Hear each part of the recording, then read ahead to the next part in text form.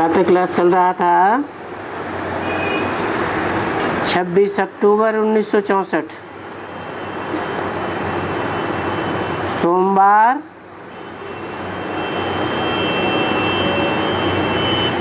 छह पेज के मध्यांत में बात चल रही थी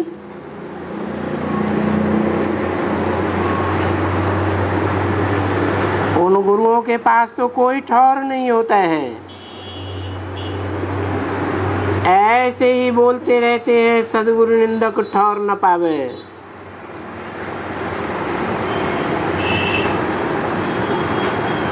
अब वो ठौर कौन सी है?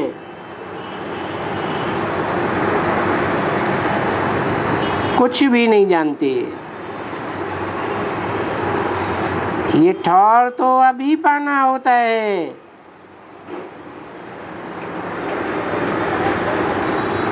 जो सच्चा सदगुरु एक गाया हुआ है,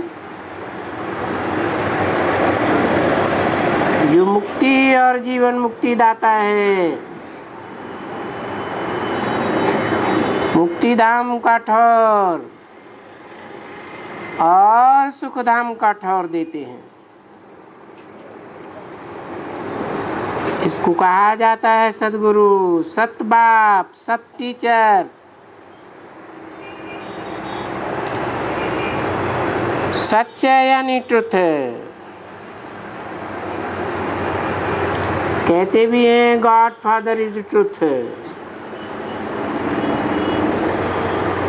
ट्रुथ कहने वाला बाप, ट्रुथ सिखलाने वाला बाप।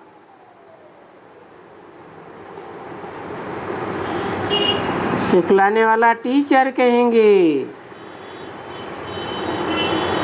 और सिखलाने वाला सदगुरु भी है।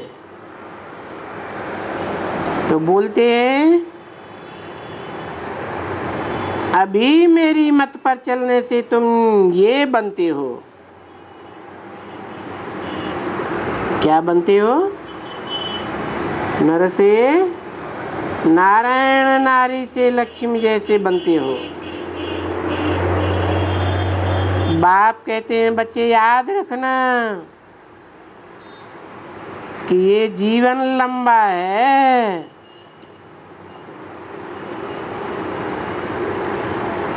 बाकी बस इसका शरीर ही देखो।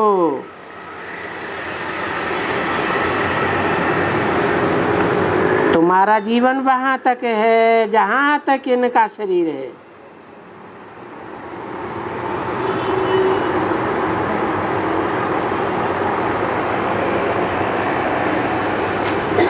इसका और इनका क्यों कह दिया? इसका शरीर ही देखो।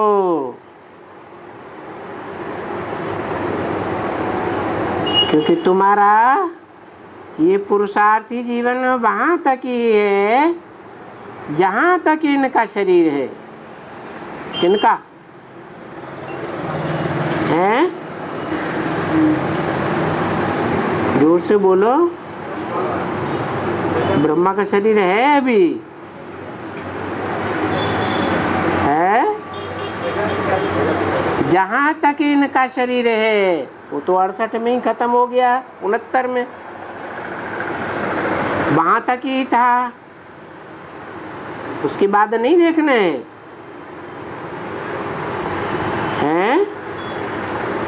बाप तो कहते हैं साकार के बगैर निराकार कोई काम नहीं कर सकता। तो साकार शरीर तो चाहिए ना। तो दो हैं,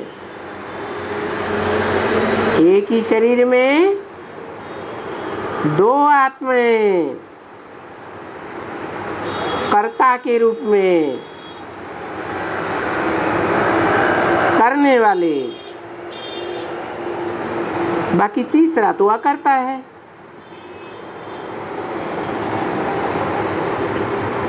तो इनका ही शरीर देखना है क्योंकि ये भी ऐसे लिखा हुआ है।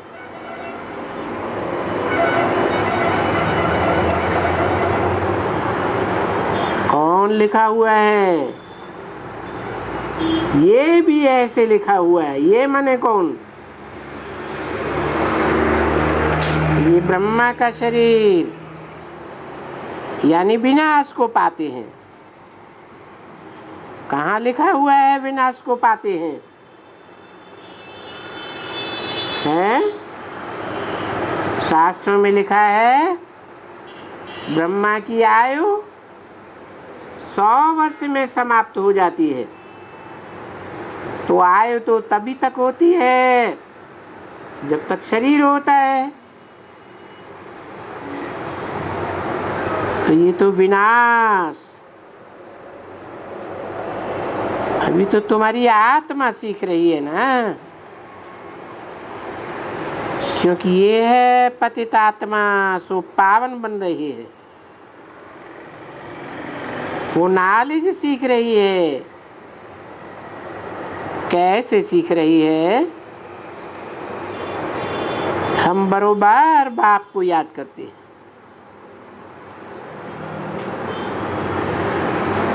वो कहते हैं हाँ, ये बच्चा मुझे बहुत अच्छा याद करते हैं और ज्ञान भी धारण करते रहते हैं, और बरोबर ये और माँ नंबर 1 में पास होते हैं। क्योंकि ये जा करके फिर राधे और कृष्ण बनते हैं।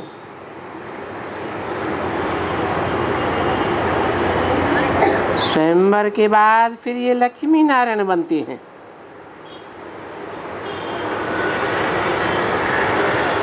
कहाँ की बात हुई?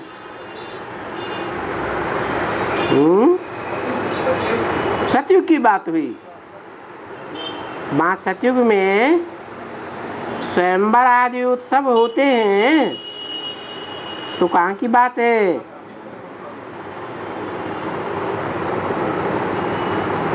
अच्छा,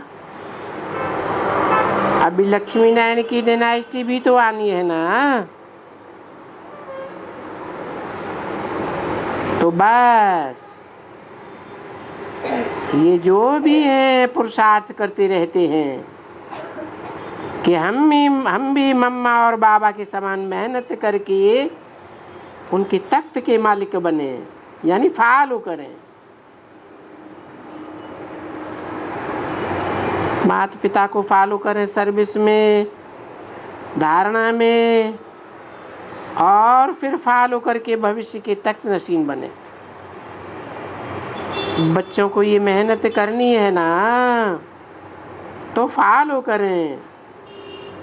बोलते हैं अगर तुम ये सब बातें फिर भूल जाएंगे और बाबा को फारकती दे दिया या डाइवोर्स दे दिया, क्योंकि ये 2 बातें हो गई ना,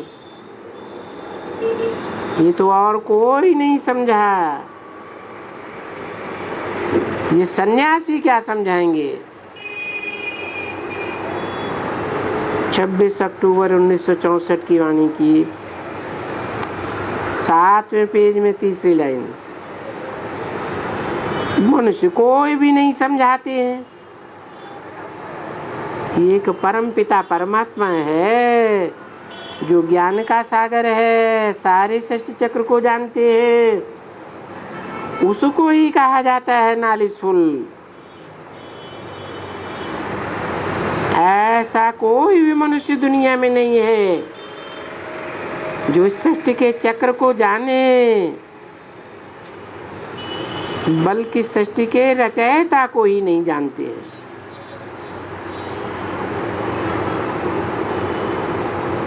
कह देते हैं बेअंत है, बेअंत है, और बेअंत माना ही वो बोलते हैं नेति नेति। हम नहीं जानते हैं, नहीं जानते हैं तो वो 2 गुना नास्तिक हो गए। ये कहा ही जाता है नास्तिकों की दुनिया। नास्तिक कहते हैं निर्धन को, जिसको कोई के ऊपर आस्था नहीं। जो अपने धनी को नहीं जानता हो।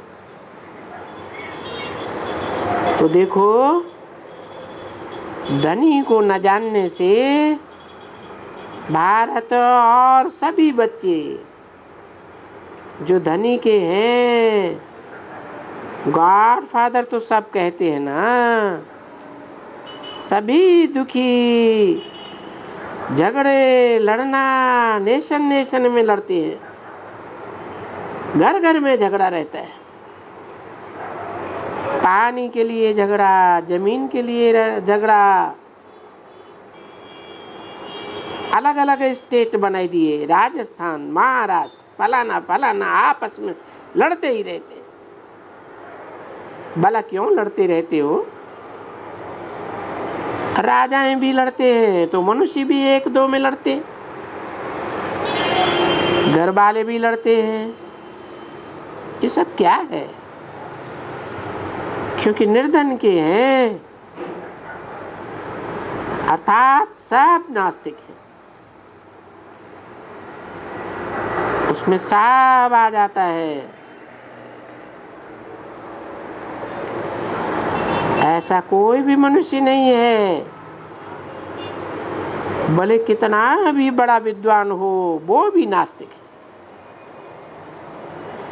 क्योंकि वो भी तो ऐसे ही कहते हैं ना, ईश्वर सर्वव्यापी है।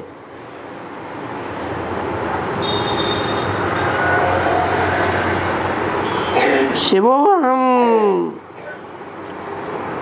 तत्वम, फिर माना सर्वव्यापी हो गया। इसलिए अब ये सभी पाप करते हैं, पाप आत्माएं हैं। इसलिए सबसे पापात्मा कौन है? कहेंगे ये गुरु। कौन सा गुरु है? सबसे जास्ती पापात्मा कौन?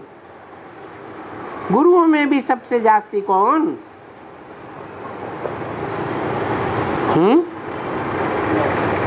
ये लौकिक गुरु। क्योंकि एक तारे वो एक ही पावन बनाए, तो जरूर पतित बनाने वाले भी कोई होंगे ना। और पतित बनाने वाली एक तो है माया, और माया की मत पर चलने वाले हैं ये कलयुगी गुरु लोग। ये सभी पतित हैं, एक भी पावन नहीं। जब गुरु ही पतित हैं, बाबा समझाते हैं, भला ये तो समझते हो कि पतित गंगा में स्नान करते हैं, गंगा को कहते हैं पतित पावनी। बहुत साधु संत जाते हैं, कुंभ के मेले पर उनके बड़े बड़े मेले लगते हैं। ये सब जो भी महात्मा लोग होते हैं, वो कुंभ के मेले पर सवारियां लेकर के जाते हैं, त्रिवेणी के ऊपर पाप धोने जाते हैं, उनके पाप कटने हैं। उसको कहा जाता है गंगा पतित पावनी। तो गंगा को भी दे देते हैं, सरस्वती को भी दे देते हैं, जमुना को भी दे देते हैं।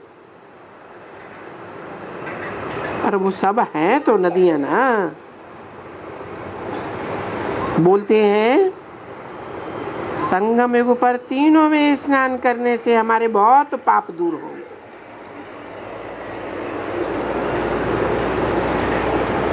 अभी गंगा तो पति पावन ही नहीं है, पतित पावन तो एक ही है। गंगा कहाँ पतित पावनी है? भला पतित को पावन करने गंगा कैसे? वो कहाँ सीख देगी? बोलते हैं यह कितना रंग है।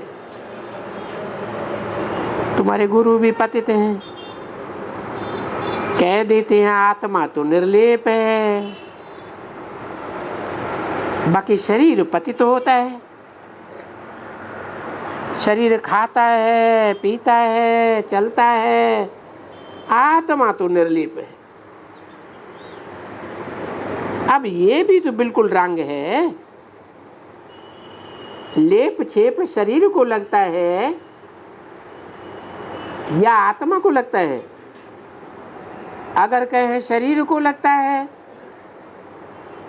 तो शरीर तो खलास हो जाता है, भस्म हो जाता है। तो शरीर को तो नहीं लग सकता। हाँ, एक शरीर छोड़ करके आत्मा दूसरे शरीर में प्रवेश करती है, वहां अपने कर्म बंधनों को ले जाती है। उन कर्म बंधनों का लेप छेप आत्मा को लगा हुआ है। संस्कार सभी आत्मा में रहते हैं। और कहा भी जाता है ये कर्मों का फल है। क्या कि अगला जन्म लेने पर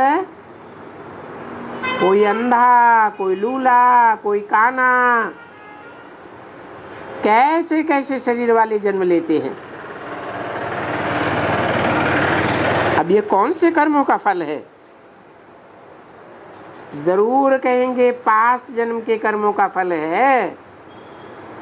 पास्ट जन्म में जो पास्ट का शरीर था उस शरीर से ऐसे ऐसे कर्म किए। पास्ट जन्म के अच्छे व बुरे कर्मों का फल, जैसे अच्छा बुरा काम करते हैं वैसा भोगते हैं अगले जन्म में। तो बाप कहते हैं अभी हम तुमको ऐसे कर्म करना सिखाता हूँ, बाप के रूप में सिखाता हूँ, टीचर के रूप में सिखाता हूँ, और गुरु के रूप में जो 21 जन्म कभी तुमको कर्म कूटने का नहीं पड़ेगा, ऐसे गुरु के रूप में भी सिखाता हूँ। वहाँ नाम ही नहीं होता है किसका कर्म है ऐसा खराब हुआ। तुमको हम इस समय एकदम कर्मातीत अवस्था में पहुंचाए करके फिर मैं वापस चला जाता हूँ। तुम जानते हो कि हमारा 84 जन्म का ड्रामा पूरा होता है। 26/10/64 की वाणी का 8वां पेज। फिर हमारा नया सतयुग में जन्म शुरू होता है। तो सतयुग में जाने के लिए, देवता बनने के लिए ये युक्ति पढ़ाई जाती है। शिव भगवान वाच, बच्चे मेरा बन करके वा तो हे सजनियों, मुझे अपने ब्राइड ग्रूम का बन करके फिर कभी मेरे को फारकती नहीं देना। फारकती व डाइवोर्स का संकल्प भी नहीं आना चाहिए, क्योंकि कभी भी कोई स्त्री को अपने पति को डाइवोर्स देने का संकल्प ही नहीं उठेगा। अपने पति को, बाप को जिससे वर्षा मिलता है उनको फारकती नहीं देंगे। देंगे कोई क्या? नहीं, सतयुग में कभी कोई फारकती नहीं देंगे। यहाँ तो ये बहुत होता है। आजकल के जो बच्चे हैं लड़ते हैं, झगड़ते हैं, पिता से अलग होकर के रहते हैं, पिता को फारकती दे देते। सतयुग में तो ये सब होता ही नहीं है।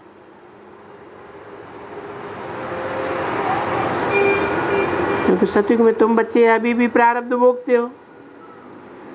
अभी की जो प्रारब्ध है पुरुषार्थी जीवन की, वो तुम वहां भोगते हो। वहां फारकती का क्वेश्चन ही नहीं है, कोई भी दुख का क्वेश्चन नहीं। अब भला फारकती क्यों देते हैं? झगड़ा। स्त्री क्यों फारकती देती है? झगड़ा। वहां तो बिल्कुल ही झगड़े का नाम निशान नहीं। तो देखो ये गीत कितना अच्छा है। अच्छा, थोड़ा फिर ये गीत बजाना। कितना मीठा गीत है। क्या गीत? बचपन के दिन बुला न देना। ईश्वरीय गोद का जीवन बहुत लंबा है। बच्चे, जब तक ये है तब तक तुमको याद में रहना है। ये हुई आत्मा की यात्रा, परमपिता परमात्मा के पास जाने की। डायरेक्शन परमपिता परमात्मा की है। उसको कहा जाता है श्रीमद् भगवान वाच। तो वो निराकार हुआ ना। तो निराकार बाबा निराकार आत्माओं को इस मुख से कहते हैं।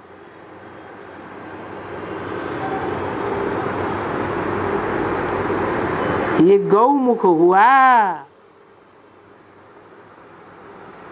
कौन सा?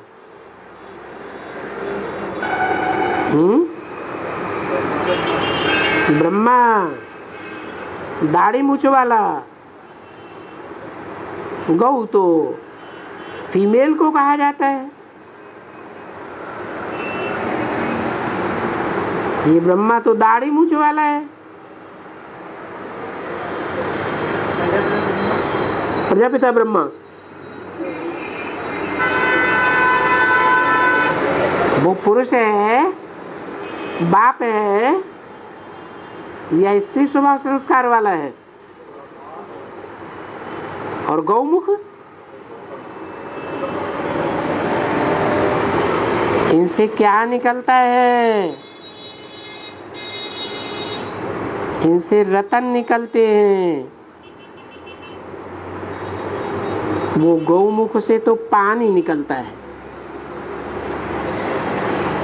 इसे गौमुख से है। पानी का स्नान करने से कोई पावन नहीं हो सकता। क्यों?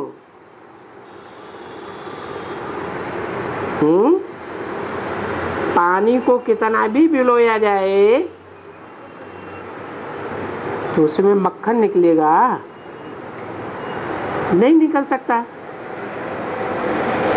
ये तो गऊ का दूध है।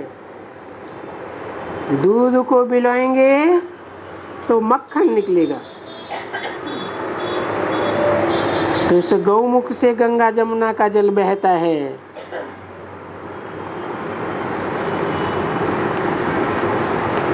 गौ से जल कैसे बहेगा? ये है ज्ञान रतन। बाबा तुम बच्चों को इसके मुख द्वारा रतन देते हैं। किसके मुख के द्वारा? अरे दो के द्वारा, प्रजापिता के द्वारा देते हैं। फिर ये रतन काम क्यों नहीं करते? सुधार क्यों नहीं होता?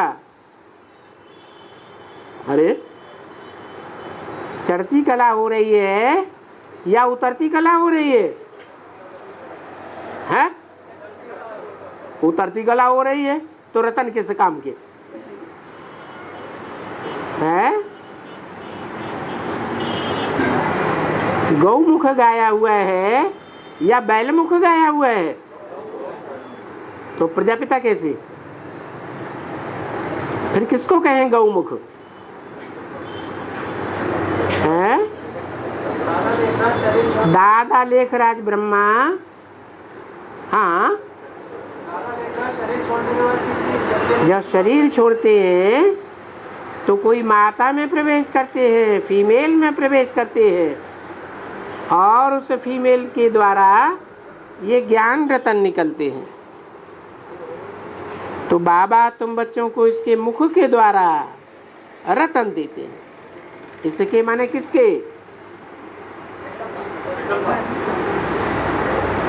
उस समय इसके किसके लिए कहा? ब्रह्मा के मुख के लिए, लेकिन ब्रह्मा के रतन तो कोई को समझ में ही नहीं आए। समझ में आए कि कौन सा रतन हीरा है, कौन सा माणिक है, कौन सा मोती है? वही ब्रह्मा जिसके लिए बोला इसके, वही ब्रह्मा कोई स्त्री चोले में प्रवेश करता है तब वो रतन निकलते हैं, और एक एक रतन लाखों लाखों रुपए का। इनको कहा जाता है अविनाशी ज्ञान रतन। क्योंकि जितना जितना तुम धारणा करेंगे इतने इतने वहां बहुत धनवान बनेंगे। कहाँ है? सतयुग में भी, त्रेता में भी, द्वापर में भी और कलयुग में भी धनवान बनेंगे। जबकि तुम धारणा करती जाती हो, फिर तुमको दान भी करना होता है। अविनाशी ज्ञान रत्नों का वो ही दान फिर तुम दूसरे को करते हो, दूसरों को समझाती हो ना। उनमें नंबर 1 रतन कौन सा है?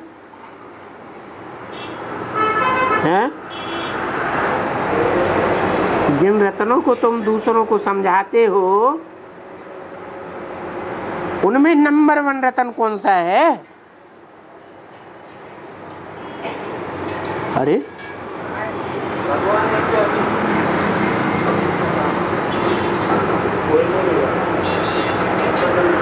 एक व्यापी कहने से काम चल जाएगा? है? एक व्यापी को भी साबित करना पड़ेगा ना। तो नंबर 1 रतन है मन मना भव।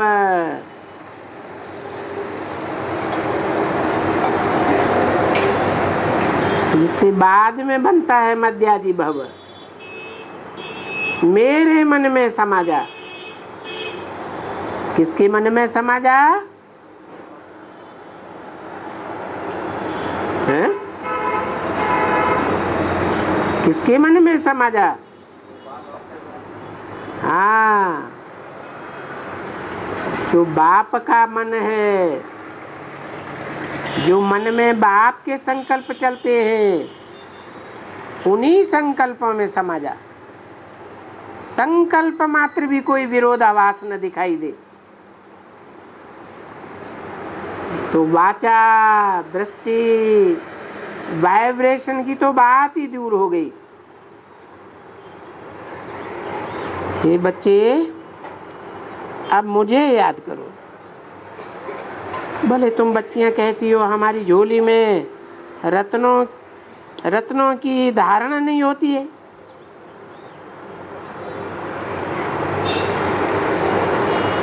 जो हम दूसरों को दे सके। अरे और रतन नहीं दे सकते हो? एक रतन तो देंगे ना। क्या है? मन मना भव अर्थात है। हाँ, बाप के संकल्प में संकल्प मिला करके चलना। संकल्प मात्र भी कोई विरोध नहीं आना चाहिए।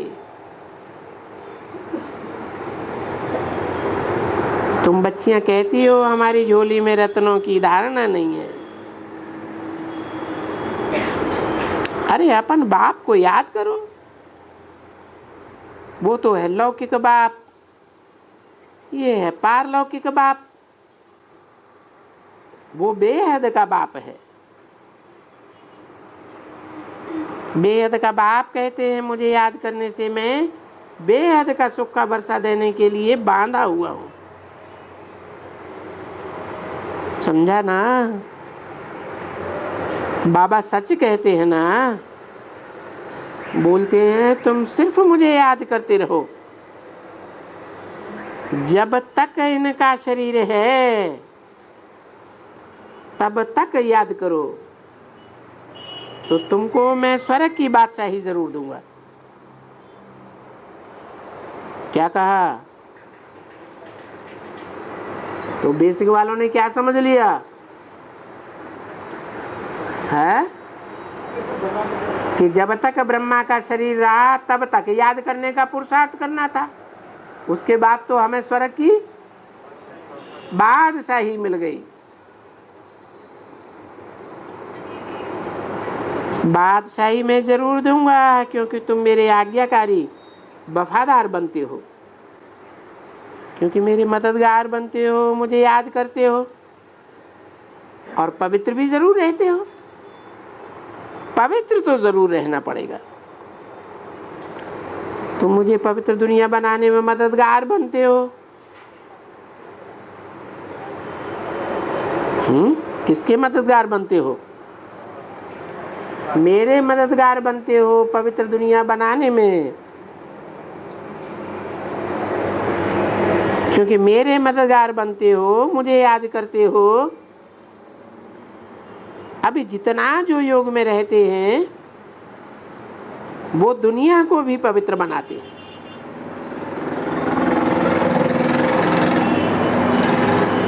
अपने को भी पवित्र बनाते हैं क्योंकि उनकी विकर्म विनाश होते हैं। नहीं याद करने से विकर्म विनाश नहीं होंगे, कभी नहीं होंगे। फिर बड़ी सजाएं खाएंगे और पद भी भ्रष्ट हो जाएगा। कितना क्लियर करके समझाते हैं। ये गीत सच में अच्छा है। ये कोई नाटक आदि बनाते हैं उनमें से ये निकला हुआ है जिसका बाप यथार्थ से अर्थ समझाते हैं। 26/10/64 की वाणी का 9वां पेज। जो गीत बनाते हैं, जो नाटक में सुनते हो, वो डब्बे में ठीकरी, वो तो जानते ही नहीं है। हाँ सुनाओ बच्ची, रिकॉर्ड बजा, बचपन के दिन भुलाए न देना। क्या भुलाए देती है? इसलिए खबरदार रहना। कहते हैं बच्चे ये बचपन के दिन भुलाए न देना। हम बाप के हैं, बाप हमको कहते हैं मैं बच्चों को लेने आया हुआ हूं। ये बच्चे तुम्हारे 84 जन्म पूरे हुए, नाटक पूरा होता है। सतयुग से लेकर के नाटक फिर से रिपीट होने का है। इसलिए तुमको सतयुग का मालिक बनाने के लिए मैं फिर से आया हूं। मैं तो नहीं बनूंगा। देखो कितनी साफ बात कहते हैं। ऐसे कोई मनुष्य थोड़ा ही कहेगा। बाप कहते हैं बच्चे स्वर्ग की बादशाही तुमको दूंगा और तुमको सदा सुखी बना करके अपने स्वर्ग का वर्षा दे करके मैं अपने निर्वाण धाम में बैठ जाऊंगा। फिर मुझे आधा कल्प कोई भी याद नहीं करते हैं। इसलिए गाया जाता है दुख में सुमिरन सब करें, सुख में करें न कोई। दुख में सुमिरन करते हैं ओ गॉड फादर, ओ परमपिता परमात्मा। इसका पति मरेगा तो कहेंगे हे भगवान ये क्या किया, हमारे पति को छीन लिया। कई पुरुष होते हैं उनकी स्त्री बहुत अच्छी होती है तो कहते हैं हाँ ये आपने क्या किया, ये तो आपने हमारे ऊपर बड़ा जुल्म कर दिया। अभी बाप थोड़े ही किसी के ऊपर जुल्म करते हैं। बाप तो कहते हैं मैं किसी को दुख नहीं देता हूं, ये माया तुम्हारा बच्चा वगैरह छीन लेती है। मैं तो जो राज्य स्थापन करता हूं वहां कोई अकाल मृत्यु भी नहीं होती है। और न कोई को इतने बच्चे पैदा होते हैं। एक बच्चा एक बच्ची बस, जास्ती तो वहां होता ही नहीं। पीछे जब त्रेता आता है तब कभी कभी 2 भी होते हैं। दिखलाते हैं ना लव और कुश, तीसरा तो नहीं दिखलाते हैं, पर ये सिर्फ निशानी है शास्त्रों में। लव कुश कहाँ की बात है?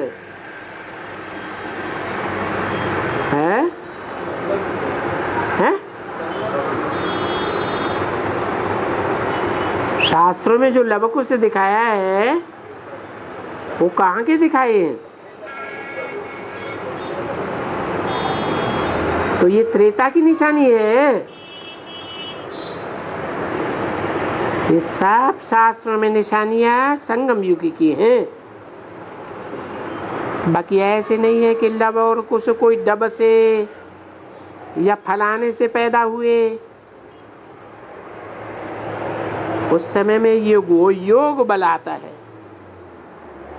कि बरोबर अभी हमको ये शरीर बदल करना है। नाक का मिसाल होता है ना, शरीर बदल करके दूसरा नया लेता हूं और साक्षात्कार हो जाता है। पहले यहाँ शरीर छोड़ करके तुमको घर जाना है, बाबा के पास जाना है, सीट बाबा आया हुआ है और बताता है तुम्हें इतनी भक्ति करने की दरकार ही नहीं है, सिर्फ मुझे याद करो। याद से विकर्म विनाश हूं मैं और तुम पावन बन जाएंगे। और कोई उपाय पतित को पावन बनने का नहीं है।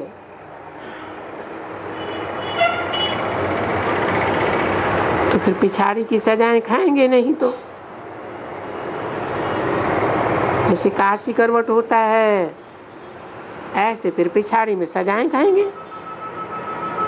सजा खा करके हिसाब किताब चुकतू करके सभी आत्माओं का दुख का हिसाब किताब पूरा होगा। फिर नए शरीर से सुख पहले सतो प्रधान, फिर सतो, फिर रजो, फिर तमो। पिछाड़ी में सब आकर के तमो बनते। फिर गीत बजा, लंबे हैं जीवन के रास्ते, आओ चले हम गाते हंसते। अभी तुम हंसते गाते रहते हो ना। हमको सदैव हर्षित रहना चाहिए। बाप मिला और भला क्या चाहिए। गरीब को भी बाप मिला तो याद करना है, साहूकारों को भी बाप मिला है उनको भी याद करना है। इसमें कोई फर्क तो नहीं है। शरीर तो है परंतु उनको धन नहीं है।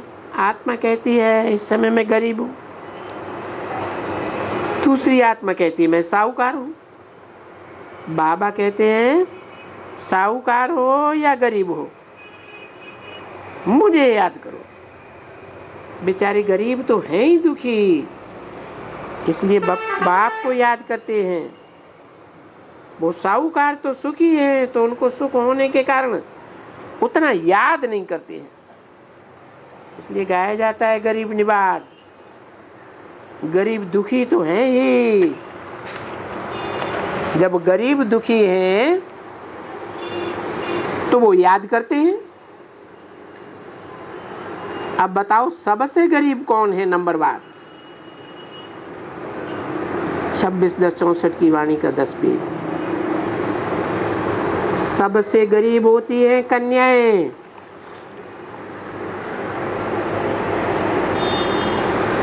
क्योंकि उनको तो वर्षा ही नहीं मिलता है। जब पति के पास जावे बुखी की लेन देन करें तब उनको वर्षा मिले। सो भी सुख तो वो ही है, और अर्धांगिनी भी तो नहीं है, हाफ पार्टनर भी नहीं है। वहां हाफ पार्टनर तो क्या, वो तो है ही रानी और राजा, उनमें कोई भी वो गड़बड़ नहीं है। यहां तो देखो हाफ पार्टनर भी नहीं है। स्त्रियों के हाथ में कुछ होता थोड़ा ही है, इसलिए फिर स्त्रियों को चाबी दे देते हैं कि तुम ही सबका उद्धार करना। साधु संत महात्मा सबका तुमको उद्धार करना है। ये गीत बहुत मीठा है ना, लंबे हैं जीवन के रास्ते, यानी ये यात्रा पुरुषार्थ की लंबी है। जहां तक जीना है बाप को याद करना है। उनके लिए भी टाइम बोलते हैं, परंतु शुरू करो, अपना चार्ट रखो, देखो दिन में कितना समय याद करते हो। 15 मिनट, आधा घंटा, घंटा, 1.5 घंटा, 2 घंटा याद करते करते 8 घंटा तक तुमको जरूर याद में रहना है। पीछे 8 घंटा जो याद करेंगे वो क्या बनेंगे? हैं? अरे 8 घंटा याद करने की प्रैक्टिस में अंत में जो पहुंच जाएंगे वो क्या बनेंगे? पास विदानर बनेंगे। अभी 24 घंटा तो नहीं कहते हैं ना, सिर्फ 8 घंटा। फिर कोई 8 घंटा, कोई 7, कोई 6, कोई 5, कोई 4, ऐसे याद करने से फिर ये माला बन जाती है। क्या कहा? पहले 8 पास विदानर, फिर नंबर बार जिनकी माला बनती है राजधानी बन जाती है। रिकॉर्ड बजता है, लंबे हैं जीवन के रास्ते, आओ चले हम गाते हंसते। रोना पीटना नहीं है। कब है? संगम युग में भी रोना पीटना नहीं है, और सतयुग त्रेता में भी रोना पीटना नहीं होता है। यहाँ संगम में अगर रोएंगे पीटेंगे तो द्वापर कलयुग में भी रोना पीटना पड़ेगा। ये ज्ञान का गीत 2 अक्षर है, ये गाना है, हम सुन करके फिर सुनाएंगे, ये हो गया गाना। लिखा हुआ है कि अतीन्द्र सुख पूछना हो तो गोप गोपियों से पूछो। गोपी वल्लभ के गोप गोपी सो तो यहाँ पूछेंगे ना। सतयुग में तो गोप गोपी होते ही नहीं है।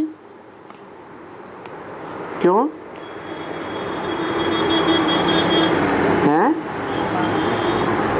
सतयुग में गुप्त रहने की बात ही नहीं है। गोप गोपी गुप्त पुरुषार्थियों को कहा जाता है।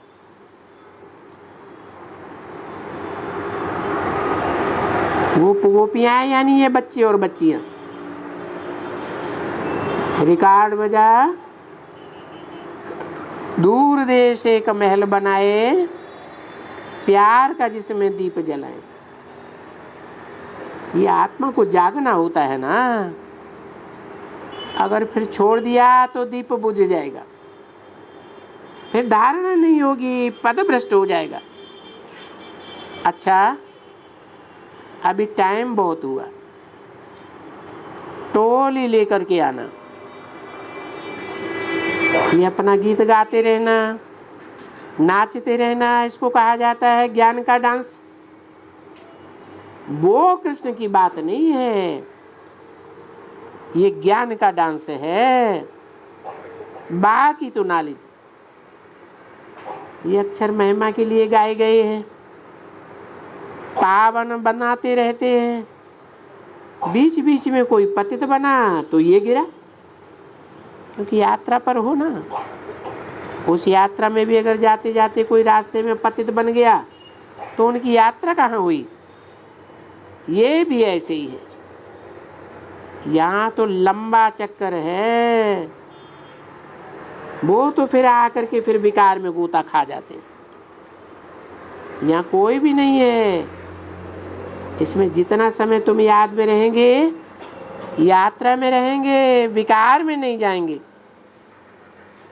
नहीं तो विकार में गया खाना खराब, या तो खाना आबाद या तो खाना खराब। खाना आबाद और खराब उसको ही कहा जाता है। सूर्यवंशी घराने में आएंगे या तो प्रजा में चले जाएंगे।